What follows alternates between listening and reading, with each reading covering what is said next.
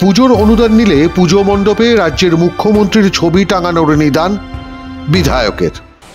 মাননীয় মুখ্যমন্ত্রী যে টাকাটা দিচ্ছে তার ছবি যেন প্রত্যেকটা প্যান্ডেলে টাঙানো থাকে, এটা কিন্তু মাননীয় মুখ্যমন্ত্রীর কাছ থেকে টাকাটা নিচ্ছেন আপনারা।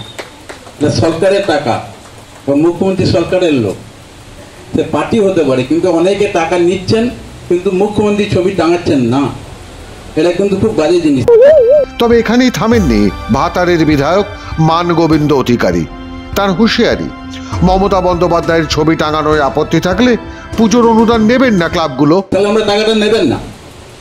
যারা মুখ্যমন্ত্রী ছবি টাঙাতে তাদের অসুবিধা, তারা টাকাটা না নেয় ভালো, কারণ অনেক ক্লাব তো নিচ্ছে না।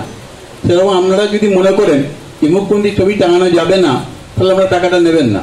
প্রশ্ন উঠছে, সরকারি মঞ্চে দাঁড়িয়ে এমন নিদান দিতে পারেন নাকি একজন বিধায়ক? রাজ্য সরকার কার টাকা কাকে দিচ্ছে? দিচ্ছে তো রাজ্যের মানুষের ট্যাক্সের টাকা। কোনো সরকার এই বিপুল পরিমাণ টাকা কাজে লাগায় রাজ্যের শিল্প স্থাপনে, যেখানে রাজ্যের বেকার যুবক যুবতীরা কাজের সুযোগ পান। আর এই বাংলায় এই 450 কোটি টাকা সেফ উড়িয়ে দেওয়া হচ্ছে পুজোর দান খয়রাতিতে, পাড়ায় পাড়ায় ভোট কেনার উৎকোচ হিসেবে। সেখানে নতুন অনুষঙ্গ জুড়লেন এবার রাজ্যের বিধায়ক মান গোবিন্দ। মুখ্যমন্ত্রীর বিজ্ঞাপনের নিঃশর্ত অঙ্গীকারও চেয়ে নিলেন ক্লাবগুলির কাছ থেকে। মাননীয় মুখ্যমন্ত্রী যে টাকাটা দিচ্ছে তার ছবি যেন প্রত্যেকটা প্যান্ডেলে টাঙানো থাকে, এটা কিন্তু মাননীয় মুখ্যমন্ত্রীর কাছ থেকে টাকাটা নিচ্ছেন আপনারা।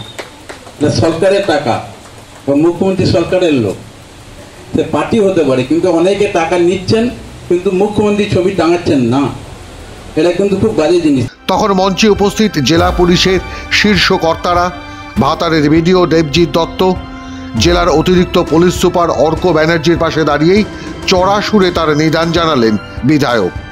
এমন হাবভাব যেন কারো পৈতৃক সম্পত্তি থেকে ভাগ দেওয়া হচ্ছে জেলার পুজো কমিটিগুলিকে। জেলার অতিরিক্ত পুলিশ সুপার, ভাতারের বিডিও ছাড়াও মঞ্চে তখন ডিএসপি ক্রাইম সুরজিৎ মণ্ডল, সার্কেল ইন্সপেক্টর শৈলেন উপাধ্যায় ও ভাতারের থানার ওসি প্রসেনজিৎ দত্ত। তাদের সামনেই হুমকি, মমতার ছবি না টাঙালে টাকা নেবেন না। তাহলে আমরা টাকাটা নেবেন না। যারা মুখ্যমন্ত্রী ছবি টাঙাতে তাদের অসুবিধা, তারা টাকাটা না নেয় ভালো, কারণ অনেক ক্লাব তো নিচ্ছে না। সেরকম আপনারা যদি মনে করেন যে মুখ্যমন্ত্রী ছবি টাঙানো যাবে না, তাহলে আমরা টাকাটা নেবেন না। পূর্ব বর্ধমানের ভাতারের বিধায়ক মান গোবিন্দ অধিকারী বরাবরই বিতর্কিত তার মন্তব্যে।